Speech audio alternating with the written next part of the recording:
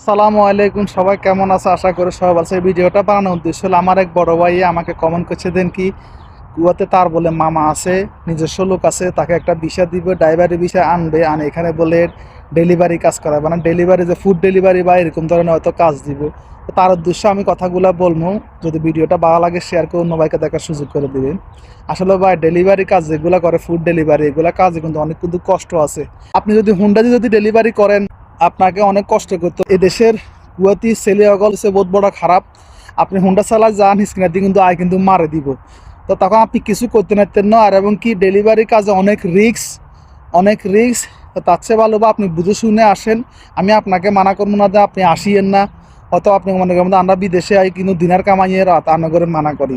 তো অবশ্যই ভাই কিন্তু বুঝে শুনে আসবেন, তাহলে কিন্তু ভালো হবে। পরবর্তীতে এখানে আসি অনেক কষ্ট করতে হবে, কারণ ডেলিভারি কাজগুলো তো অনেক রিস্ক আছে। আপনাকে একটা টার্গেট দিব, মাসের ভিতরে এগুলো তলব দিতে হইব, এগুলো তলব দিতে হইব। আপনি এগুলো পুরো যদি না করতে পারেন তাহলে আপনার বেতন কাটিয়ে নেবে। আর এমনকি রাস্তাঘাটে হুন্ডা চালাতে অনেক যায় ঝামেলা। কুয়াতে গেলে গাড়ি চালায় হয়তো একটু বেশ কম হলে আর নিচে দিয়ে মারে দিব, পরবর্তীতে আপনি জামলাতে পড়ে যাবেন।